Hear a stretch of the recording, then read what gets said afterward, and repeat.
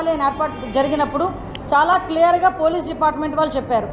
ఏదైతే ఆ విలేజ్ ఉందో, రెంటపల్లి విలేజ్ ఉందో, ఆ విలేజ్ చాలా ఆ నేరో రోడ్డు, అంటే వాళ్ళ ఇంటికి వెళ్ళే రోడ్డు 10 అడుగుల రోడ్డు, వెళ్ళడం రావడం కూడా ఎంట్రీ ఎగ్జిట్ ఒకే రోడ్లో ఉంటాయి.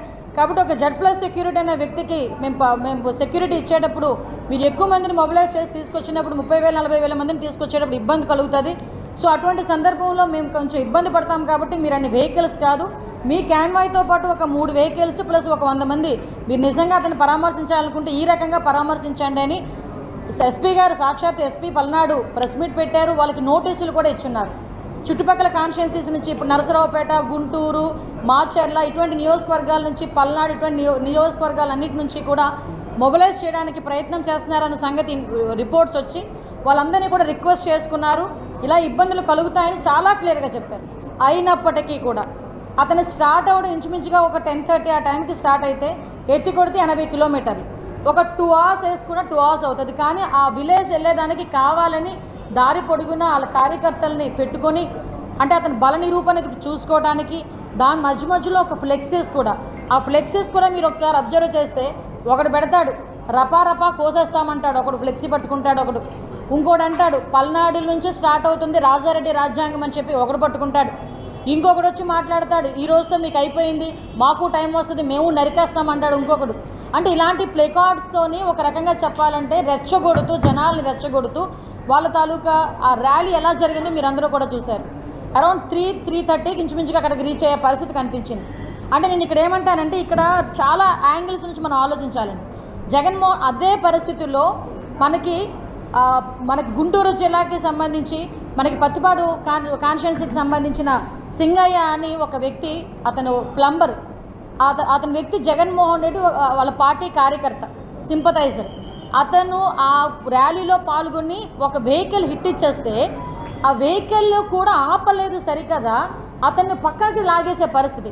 అక్కడ మా డిపార్ట్మెంట్ వాళ్ళు చూసి 108 ఎక్కించి జీజీహెచ్కి అక్కడ గుంటూరు హాస్పిటల్, గవర్నమెంట్ హాస్పిటల్కి తీసుకెళ్తే అక్కడికి వెళ్ళిన తర్వాత చనిపోయిన పరిస్థితి. అంటే ఇక్కడ ఒక్క విషయం మాట్లాడుతున్నానండి. సంవత్సరం ముందు చనిపోయిన నాగమల్లేశ్వరరావుని పరామర్శించడానికి వెళ్తూ అప్పటికప్పుడు అతను క్యాన్వాయ్ గుద్దిన ఒక దళితుడికి చనిపోతే కనీసం దాని మీద ఖండించిన పరిస్థితి కాదు కదా, కనీసం పరామర్శిస్తున్నట్టు కానీ ఎటువంటి దాని మీద ఎటువంటి ఒక వాయిస్ కూడా రాలేని పరిస్థితి. కనీసం క్యాన్వాయ్ ఆపలేదు. అరే సంవత్సరం ముందు చనిపోయిన వ్యక్తిని పరామర్శించడానికి వెళ్తున్నప్పుడు అప్పటికప్పుడు ప్రాణం పోయి, రోడ్డు మీద ప్రాణం పోయింది. కనీసం అతను కనుక వెంటనే తీసుకెళ్ళి హాస్పిటల్లో జాయిన్ చేసి ఉంటే అతను బతికేవాడేమో. హిట్ ఇచ్చిన పక్కకు లాగేసే పరిస్థితి. మళ్ళీ పోలీసులు చూసుకుని వాళ్ళని 108లోకి తీసుకెళ్తే అక్కడ చనిపోయిన పరిస్థితి. అంటే ఒక ప్రాణానికి విలువ లేదు, పోయిన ప్రాణం మీద రాజకీయం చేస్తున్నాడు. ఇక్కడ క్లియర్గా మనం అర్థం చేసుకోవాలి అతని తాలూకా సైకో మెంటాలిటీ. మేము పదే ఇంతకు ముందు అతను అధికారంలో ఉండేటప్పుడు సైకో అంటే చాలామంది మమ్మల్ని తిట్టారు. కొంతమంది ఏంటంటే అలా అంటారేంటి, సీఎం కదా అన్నారు. ఎస్, అతను చేసిన పనులు అలా ఉన్నాయి. కాబట్టి ఈరోజు ఎక్కడైనా అంటే ఈ పదం నేను చెప్పాలి, ఒక బెట్టింగ్లోని ప్రాణం పోయిన వ్యక్తికి సంబంధించిన ఒక విగ్రహ ఆవిష్కరణకి ఒక ఎక్స్-సీఎం వెళ్ళటం నాకు తెలిసి ప్రపంచంలో ఫస్ట్ టైం అయి ఉంటుంది.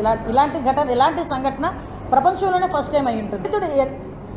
ఎందుకు చనిపోయాడు, ఎలా చనిపోయాడు కనీసం పరామర్శించిన పరిస్థితి కాదు కదా, క్యాన్వాయ్ కూడా ఆపుకొని వెళ్ళిపోయాడు. నేను ఒక సంఘటన గుర్తు చేస్తానండి.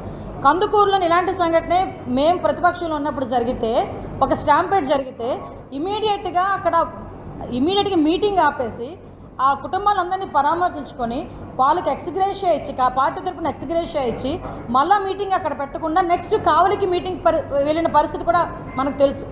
అంటే ఒక రెస్పాన్సిబిలిటీ ఉన్న నాయకుడు, రాజకీయ నాయకుడు చేయాల్సిన పని అది. కానీ ఇర్రెస్పాన్సిబుల్ రాజకీయ నాయకుడు శవాల మీదే రాజకీయం చేయాలనుకునేవాడు ఇలాంటి పరిస్థితుల్లో జగన్మోహన్ రెడ్డి పనిచేస్తున్నాడు అంటేనే ఒకసారి మనందరం కూడా ఆలోచన చేసుకోవాలి. తర్వాత జయవర్ధన్ రెడ్డి అని ఇంకొక అబ్బాయి చనిపోయాడు. సత్తెనపల్లి కాన్స్టిట్యున్సీకి సంబంధించిన జయవర్ధన్ రెడ్డి అని 37 సంవత్సరాల అబ్బాయి చనిపోయాడు. ఈ చావులకి కారణం జగన్మోహన్ రెడ్డి కాదా? ఎందుకు అని అంటే ఈరోజు ర్యాలీకి పర్మిషన్ వద్దండి, ర్యాలీ మీరు ఇంచుమించు 70 కిలోమీటర్లు, ఇంత పెద్ద ర్యాలీ 25,000 మంది 30,000 మందిని మొబిలైజ్ చేస్తున్నారు, మీరు ఇలాంటి ఇబ్బంది అవుతుందంటే మాకు కావాలి. అయినా కూడా నోటీసులు ఇచ్చినా కూడా ఏం జరుగుతుందో చూద్దాం అన్నట్టుగా రెచ్చగొట్టే ధోరణిలో ఒక్కొక్కడు వచ్చి ప్లేకార్డ్స్ పట్టుకొని మమ్మల్ని రెచ్చగొట్టే పరిస్థితి.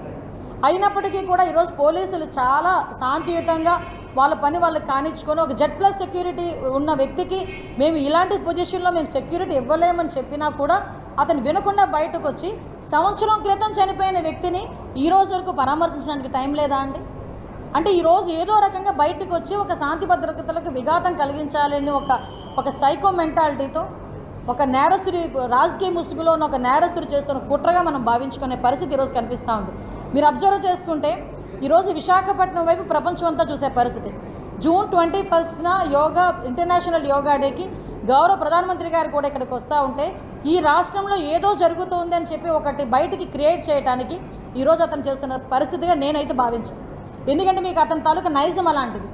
14 to 19లో ఇక్కడ ఇంటర్నేషనల్ సమ్మిట్ జరుగుతూ ఉంటే ఆ రోజు అలాగే ఇక్కడికి వచ్చి ఒక మనకి జల్లికట్టు తరహాలో బీచ్ రోడ్లో ఏదో ప్రోగ్రామ్ చేస్తానని చెప్పి ఆ రోజు నానా రచ్చ చేశాడు.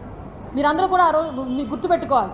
అంటే ఇలాంటి రాష్ట్రానికి సంబంధించిన ప్రైడ్ పెరిగే కార్యక్రమాలు ఎప్పుడుంటాయో చూసుకుంటాడు. ఆ సమయంలో సందర్భం లేకుండా ఏమీ లేకుండా అతనే ఒక అవకాశాన్ని క్రియేట్ చేసుకొని జనంలోకి వెళ్ళి ఇలాంటి సిచ్యువేషన్స్ క్రియేట్ చేసే పరిస్థితి కనిపిస్తూ ఉంది. ఒకసారి మనందరం కూడా ఆలోచన చేసుకోవాలి ఎటువంటి వ్యక్తి ఈరోజు జగన్మోహన్ రెడ్డి. ఎందుకంటే కనీసం అండి వైసీపీ కార్యకర్త చనిపోతే కూడా క్యాన్వాయ్ ఆపలేని నాయకుడు సంవత్సరం ముందు చనిపోయిన వ్యక్తి పరామర్శకు వెళ్తున్నాడంటే, కానీ ఆ పరామర్శలో మొత్తం మాట్లాడుతుంది వైసీపీలో ఉన్న కమ్మ వాళ్ళ మీద ఎంత ప్రేమ కురిపించాడండి ఈరోజు నాకు అర్థం కాలే.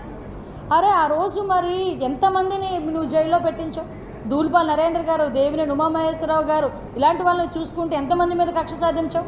ఆఖరికి అమరావతిని కొన్ని వెహికల్స్ని ఆపి, ఎందుకంటే అక్కడ ఒక వ్యక్తి చనిపోయాడు, మళ్ళీ నేరో రోడ్లోకి వెళ్తే కనుక మళ్ళీ ఇబ్బంది అవుతుందని పోలీసులు కాసేపు ఆగండి అని రిక్వెస్ట్ చేసుకున్న బ్యారికేడ్లు తీసి పారేస్తున్నారు. అంటే ఒకసారి ఏ రకంగా జరుగుతుందో ఒకసారి ఆలోచన చేసుకోండి. ఈ సంవత్సర కాలంలో మేము ఎప్పుడూ కూడా రిస్ట్రిక్ట్ చేయలేదు, ఎవరిని కూడా వెళ్ళొద్దు అని మాట్లాడలేదు, ఎవరిని కూడా మేము హౌస్ అరెస్ట్ చేయలేదు. మీకు ఆ హక్కు ఉంది ప్రజాస్వామ్యంలో, వెళ్ళండి, కానీ నిబంధనలు అనుసరించండి. నిబంధనలు అనుసరించకపోతే కనుక చట్టపరమైన చర్యలు తీసుకోవాల్సి వస్తుంది అని డిపార్ట్మెంట్ నుంచి వాళ్ళకి నోటీసులు వెళ్ళినా కూడా అవన్నీ చెవిన పెట్టి ఈరోజు పోలీసుల విధులకు కూడా ఆటంకం కలిగిస్తూ ఈరోజు ఇద్దరు చావుకు కారణమైన జగన్మోహన్ రెడ్డిని ఏం చేయాలో ప్రజలు కూడా కొంచెం ఆలోచన చేసుకోవాల్సిందిగా మరీ కోరుకుంటున్నాం. మరి ముఖ్యంగా ఇంకొక విషయం కూడా చెప్పాలి. ఈరోజు మనకి ఇంటర్నేషనల్ యోగా డే సందర్భంగా ప్రపంచం అంతా కూడా మన విశాఖపట్నం వైపు చూస్తున్న తరుణంలో కొంత మేరకు ఒక ట్రాఫిక్ ఇబ్బందులు కూడా కొంచెం విశాఖపట్నం ప్రజలు చిన్న ట్రాఫిక్ ఇబ్బందులు ఎదుర్కొంటున్నారు. దయచేసి అందరికీ కూడా ఒకటే విన్నపం, ప్రధానమంత్రి గారి ప్రోగ్రాం ఇది చాలా పెద్ద ప్రోగ్రాం.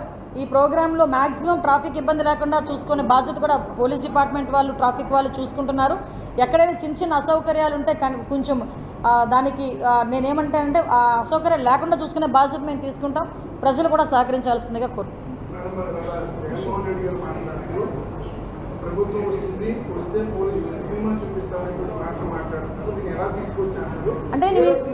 అంటే నేను ఇందాక ఒక మాట చెప్పానండి, మీకు ఒకటి పోస్ట్ కూడా చూపిస్తా.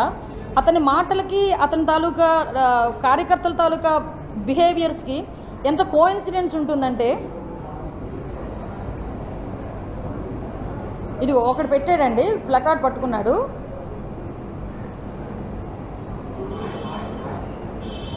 రెండు 2029లో వైఎస్ఆర్సీపీ వచ్చిన వెంటనే గంగమ్మ తమ్మిళ్ళ జాతరలో వేట తలలు నరికినట్టు రప నరుకుతాం ఒక్కొక్కడిని. ఇది వాడు కింద జగన్మోహన్ రెడ్డి ఫోటో వేసుకొని ఇంకొకటి పెడతాడు. ఇంకొకటి ఏదంటే కొట్టారు తీసుకున్నా మా టైం వస్తుంది అని చెప్పి ఏదో పదం ఉపయోగించి చెక్కేస్తామని అన్నాడు ఏకంగా. అంటే ఇలాంటి పదాలు కార్యకర్తలు ఉపయోగిస్తున్నారంటే నాయకుడు ఉపయోగిస్తున్నాడు కాబట్టే కదా. సినిమాలు చూపిస్తాం, సినిమా తాట తీస్తాం, సినిమాలు అంటే ఎలా ఉంటాయో చూస్తాం, ఇలాంటి పదాలు ఉపయోగిస్తున్నాడంటే ఏంటి పరిస్థితి? నేను ఒకటే కోరుకుంటున్నా, ఈరోజు శాంతి భద్రత ఇప్పుడు ఏంటంటే ప్రశాంతంగా వెళ్తుంది, సంక్షేమ కార్యక్రమాలన్నీ కూడా ప్రజలకి చక్కగా వెళ్తున్నాయి, ప్రజలందరూ సంతోషంగా ఉన్నారు, పెట్టుబడులు వస్తున్నాయి, పరిశ్రమలు వస్తున్నాయి, ఉద్యోగ అవకాశాలు కల్పిస్తున్నారు ఎన్డీఏ గవర్నమెంట్, కేంద్ర ప్రభుత్వం తలకి సహాయ సహకారాలు ఉంది. ఈ టైంలో కనుక వాళ్ళు ఎక్కడ మరుగున పడిపోతారని వాళ్ళ ఉనికి కాపాడుకోవడం గురించి శాంతి భద్రత విఘాతం కలిగించి వాళ్ళ సొంత పార్టీ కార్యకర్తలు చనిపోతున్నా కూడా పట్టించుకోకుండా బయట తిరుగుతున్నాడంటే ఒకసారి మనం ఆలోచన చేసుకోవాలి. మీరు అబ్జర్వ్ చేయండి, ఈ సంవత్సర కాలంలో జగన్మోహన్ రెడ్డి ఎక్కడికి వెళ్ళినా కూడా ఏదో ఒక ఇన్సిడెంట్ క్రియేట్ చేస్తూనే ఉన్నాడు. అనంతపురంలో వెళ్ళి అక్కడ హెలికాప్టర్ దగ్గరికి అక్కడ ఏమి అంటే హెలికాప్టర్ ఏదో సాంకేతిక లోపం వచ్చిందని బై రోడ్ వెళ్ళడానికి ప్రయత్నం చేయడం, ఆ రోజు బై రోడ్ వెళ్ళడం. ఆ రోజు కూడా వాళ్ళ కార్యకర్తలు అందరూ వచ్చేసి అక్కడ ఏదో టెక్నికల్ ప్రాబ్లం కావాలని క్రియేట్ చేశారన్నట్టుగా ఒకటి క్రియేట్ చేయటం, అక్కడతో అది అయిపోయింది. దాన్ని క్లియర్గా మా పోలీసులందరూ కూడా క్లియర్గా ఇన్ఫర్మేషన్ ఇచ్చేసరికి వైఎస్ఆర్సీపీ ఆ పేటీఎం బ్యాచ్ అంతా నోరు మూసుకుని కూర్చుంది. మళ్ళీ మొన్న పొదిలిలోనే వెళ్ళేసరికి అక్కడ పొగాకు రైతుల గురించి అని మాట్లాడడానికి వెళ్ళి పొగాకు రైతుల గురించి మాట్లాడకుండా ఏదేదో మాట్లాడిన సందర్భం. ఆ రోజు కూడా పోలీసుల మీద రాళ్ళు ఇరివిన పరిస్థితి. అరే ఏందిరా ఇలా చేస్తున్నారని చెప్పి పోలీసుల మీద రాళ్ళు ఇరివిన వాళ్ళ కేసులు కనుక చూస్తే 9 మందిని అరెస్ట్ చేసి 9 మంది మీద కూడా ప్రీవియస్ కేసులు ఉన్నాయి. అరే గాంజా బ్యాచ్లో పట్టుబడిన వాళ్ళు ఇంచుమించుగా చెప్పాలంటే తెనాల్లోని భయభ్రాంతులు గురి చేస్తున్న వాళ్ళని కూడా పరామర్శించడానికి జగన్మోహన్ రెడ్డి వెళ్ళినప్పుడు జనాల్ని సమీకరించుకొని వెళ్ళాడంటే ఒక్కసారి ఆలోచన చేసుకుని అతని తాలూకా మెంటాలిటీ ఎలా ఉంటుందో. ఇది మేము చెప్పడానికి కాదండి, ఈరోజు ప్రజలు కూడా గమనిస్తున్నారు, ప్రజలు కూడా ఆలోచన చేస్తున్నారు. మేము పెట్టిన అప్పీల్ ఒకటే, ఈరోజు ఇలాంటి వ్యక్తులు అసలు సొసైటీలో ఉండడానికి కూడా అర్హత లేదు. మళ్ళీ పైగా వీళ్ళ నాయకులు బయటకు వచ్చి ఏదేదో మాట్లాడుతున్నారు. ఒక గాంజా బ్యాచ్ని పరామర్శించడానికి ఒక ఎక్స్-సీఎం వెళ్తాడు. అరే బెట్టింగ్లోని చనిపోయిన అతనికి సంవత్సరం తర్వాత పరామర్శించడానికి